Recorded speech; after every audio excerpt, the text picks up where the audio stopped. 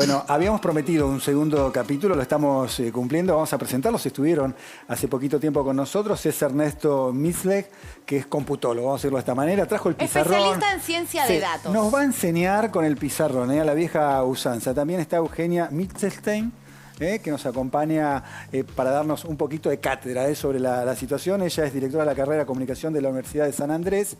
Y lo tenemos a Matías Di Santi, de Chequeado, que nos va a aportar, como hacen ellos siempre, datos, datos y puro datos. Sí, porque además hay que decir que Matías Di Santi, con un equipo enorme de Chequeado y en colaboración con otros colegas, todas las campañas están chequeando las noticias falsas que circulan, incluso a veces que toman medios de comunicación. Bueno, para que no te comas esos amagues, hacen un laburo que está muy bueno y que nos va a contar de qué están haciendo específicamente con eso. Bueno, una infidencia. El programa pasado, cuando Ernesto se iba, nos quedamos enganchados en el corte hablando del financiamiento de la campaña.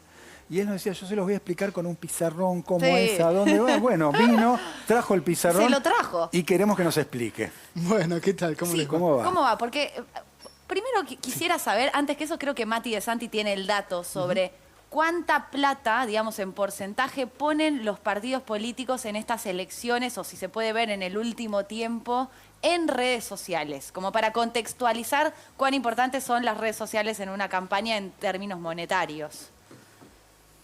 ¿Qué tal, Cata? ¿Cómo estás? Buenas noches, gracias por la invitación. Sí, ha crecido muchísimo, sobre todo nosotros publicamos en el marco de Reverso, la alianza que estamos encabezando para luchar contra la desinformación, ha crecido muchísimo, de un pequeño porcentaje, estamos hablando de un tercio sobre todo de los recursos, de lo que invierten los partidos políticos, y lo que hemos visto también es que hay algunas cosas interesantes, porque hay algunos candidatos, en realidad precandidatos, que utilizan los recursos de los oficialismos a los cuales pertenecen, ¿no? O sea, hemos visto diferentes precandidatos que aparecen publicitando en Provincia de Buenos Aires con fondos de la Ciudad de Buenos Aires, del gobierno de la Ciudad de Buenos Aires, o también precandidatos que utilizan, por ejemplo, las intendencias de las cuales son titulares, utilizan sobre todo la publicidad oficial para promover su figura, ¿no? A ver, Matías,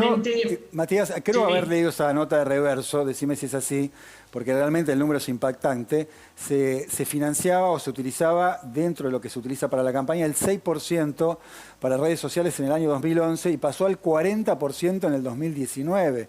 O sea, el 40% del dinero que se utiliza para la campaña en el año 2019 va a las redes sociales. Exactamente, el 40%, si hacemos un promedio también estamos, hablamos de ese 30% que les hablaba, ¿no? Pero sí, en 2019 fue un 40% en ese año específicamente, y claramente lo que vemos ahí es, además del interés, sobre todo por también la posibilidad de geolocalizar las publicidades, ¿no? Que permiten las diferentes redes sociales, claramente en un momento donde la pandemia generó que muchas personas estuvieran encerradas en sus casas y la única conexión con la realidad fueran las redes sociales, el WhatsApp y la computadora, básicamente, los políticos empezaron a instalar sobre todo sus imágenes a través de la publicidad en redes sociales. Bien. La pandemia generó que eso se acelerara, ¿no? Claro, que el interés en lo profundizó. Creciera. Hagamos un punto acá, Mati. Hagamos un punto que el profesor Misleg, que le entregamos el pizarrón, para que nos... Explícanos, por favor, que yo no entiendo nada, claramente cómo funciona entonces ahora la parte monetaria de una campaña en las redes sociales. Bueno, quiero decirles que estoy muy sorprendido por la utilería y por toda la infraestructura que... Bueno, en principio tenemos que pensar esto. Esperemos que ande el marcador, ¿no? Sí. Esa salimos en todos lados. ¿Sí? Los medios de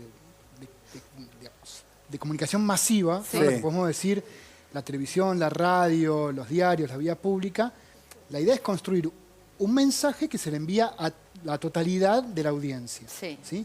Mismo mensaje, toda la audiencia. Lo interesante es con Internet, cómo funciona Internet, cada vez que una computadora, ¿no? Digamos, acá voy a dejar una computadora, sí, se conecta a un servidor para pedir algún tipo de información, digamos, dame la página correspondiente a clarín.com, a canal9.com, etc. En ese momento se pide el requerimiento y en ese momento se construye la información que regresa a la computadora de la persona quien hizo ese requerimiento. En ese momento se fabrica la publicidad asociada a ese portal. A esa persona. En ese momento, ¿sí? No es como en los medios masivos, que la misma pauta va a la totalidad de la audiencia. Y te hago un punto acá y te pregunto por esta palabra si tiene algo que ver con eso, ¿no? Que se escucha también mucho, que es microtargeting. ¿Qué tiene que ver con todo esto? Bueno, es, digamos, esta publicidad que se construye, ¿sí? Digamos, una manera de optimizar la eficacia de las publicidades que se construyen en cada requerimiento, es decir, bueno, a las personas que viven en Capital, enviarle una publicidad. Las personas que viven en Capital, en Provincia de Buenos Aires, Córdoba, acceden a canal9.com. La publicidad que está pautada ahí tiene sentido que sea los de Capital con candidatos de Capital, los de Buenos Aires con candidatos de Buenos Aires y los de Córdoba con candidatos de Córdoba. Si un candidato de Buenos Aires se le presenta en la computadora de una persona de Córdoba, es algo que es ineficaz. O sea que hay una campaña no para sirve. cada persona o para cada zona. Claro, lo que contaba Matías, la posibilidad de georreferenciar de qué lugar del país es el requerimiento, habilita a que la publicidad sea dirigida a ese sector. Pero lo que pensamos que es la panacea de la segmentación, que sería edad, género, georreferenciación, eventualmente nivel socioeconómico, las redes sociales habilitan que además sea a través de los intereses de cada una de las personas. Ustedes vieron, seguramente les habrá pasado, que sienten que el celular... Sí, por las que no se tecnologías- espía, que no se espía. Yo estoy O que en la no se playa espían. y me sale ahí el negocio que está al lado de la playa. O que está no se escuchando lo que espían, digo. pero en realidad... Bueno, si le uno ponemos busca comprar a través de las redes zapatillas durante un par de semanas, después automáticamente Sí, empiezan te a pasa ingresar por- publicidad de en zapatillas. Sí. En el momento estamos charlando, ya el teléfono está hablando de, no sé, de lo que estamos hablando. Bueno, la sensación que nos espían o que saben mucho de nosotros, bueno, pongámosle que las tecnológicas Google y Facebook conocen mucho de quienes navegan, porque nosotros le estamos dando una tonelada de datos, ¿sí? Le estamos dando nuestros intereses, nuestros likes, los tiempos que cada uno de nosotros está ante cada uno de los contenidos. Y eso habilita que la publicidad personalizada se pueda segmentar Cada en vez. pequeñas audiencias. Eso es microtargeting. El microtargeting sería la conjunción de segmentar en las audiencias en segmentos muy pequeños Sí. de miles de personas. ¿sí? Sí. Pensemos que los votantes son millones, miles de personas, y para cada persona un mensaje adecuado. No sería personalizado, sino adecuado para ese target. Bien. Ahora quiero, en todo este contexto, la otra vez cuando vos viniste, Eugenia, decías, más allá de eso, lo que pasa en las redes sociales no necesariamente es lo que se refleja después en la vida real. Ahora, hay mucha guita que está puesta ahí en esta campaña, en las anteriores, por lo que están contando todos. ¿Cuánto influye, digamos, de nuevo, y en qué segmentos de la población, sobre todo, influyen y en qué redes, cuáles son las redes que están más siendo utilizadas en esta campaña, en la del 2021? Me encanta lo que decía Ernesto sobre microtargeting, porque más que la campaña influyendo en la gente, lo que pasa es que las campañas oyen lo que la gente quiere y responden a eso.